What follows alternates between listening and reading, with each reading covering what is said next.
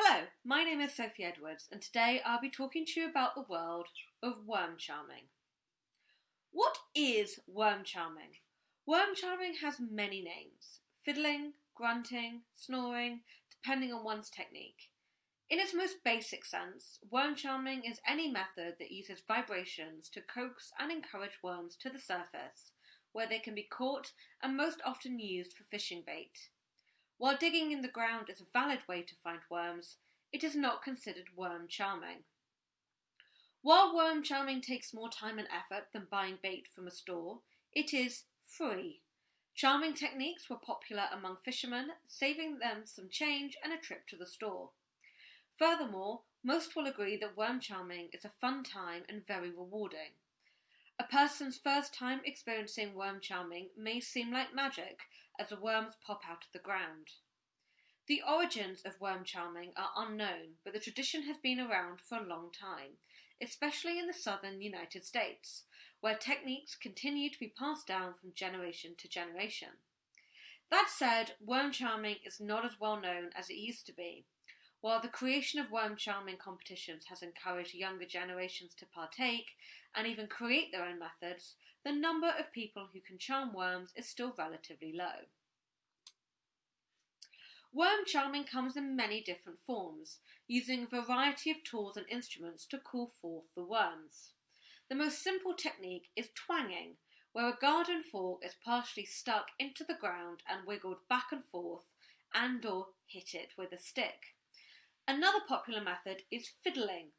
A long wooden pole is driven into the ground, then the charmer moves a handsaw back and forth across the top of the pole, mimicking the motions of playing a fiddle or violin.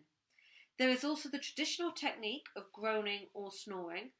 Similar to fiddling, a wooden pole is pounded into the ground, but instead of using a saw, metal strips or the head of an axe is run across the wood to create vibrations.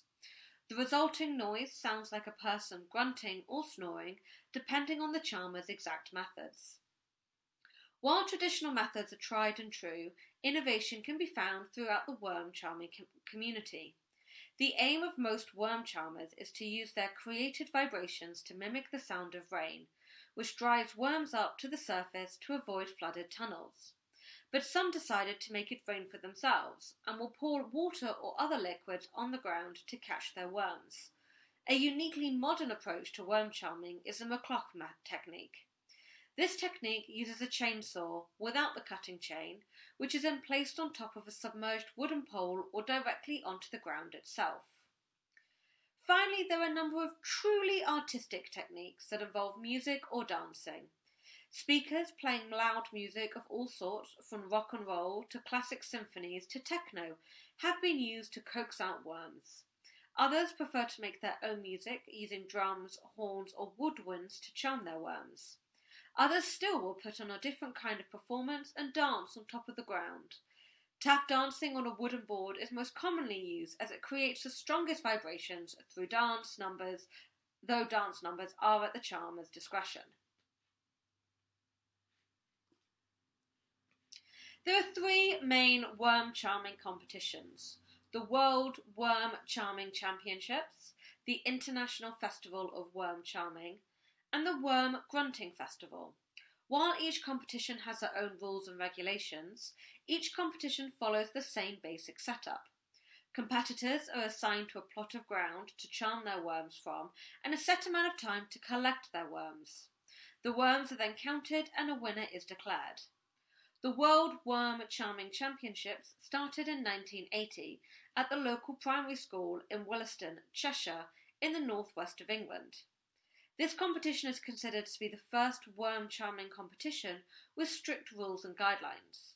The WWCC rules are the most common rules used in smaller worm charming competitions. Every year, 2 trophies are given out. The golden worm goes to the charmer who collected the most worms that year, while the silver worm is awarded to whoever charmed the heaviest worm, the record currently being 12.08 grams.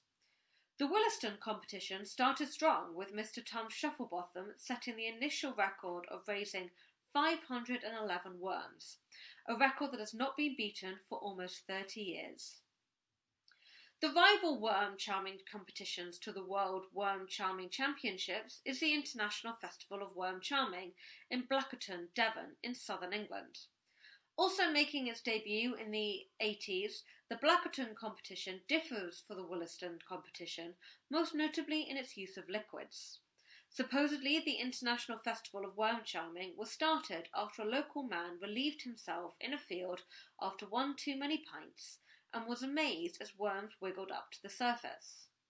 The current rules of the competition state that any liquid can be used as long as the competitor takes a swig of it first, to prevent any dangerous mixtures from being used. International Festival of Worm Charming is also rife with cheating through the use of black market worms. Across the pond is the Worm Grunting Festival, held in Sopchoppy, Florida, since 2000. Part of the festival includes a ball in which two people are named the Wall Grunting King and Queen. Finally, an honourable mention goes out to the Great Canadian Worm Charming Championship in Shelburne, Ontario in Canada, which does not appear to hold competitions on a regular basis. I'm now going to delve deeper into the rules of the World Worm Charming Championships, as they are the most widely used rules. Most of the rules pertain to the basic setup of the competition. Competitors have a half hour to raise as many worms as possible, the winner being the person with the most worms. Competitors are given a 3x3 metre plot to charm their worms from, and can only use the worms from that plot. Digging is not allowed, and all equipment must be handled safely.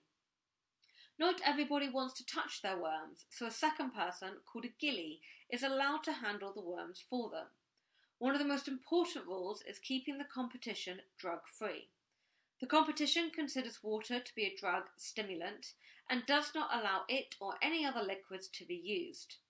The final rule is that all worms collected during the competition are released in the evening after the competition to prevent them from being eaten by worms.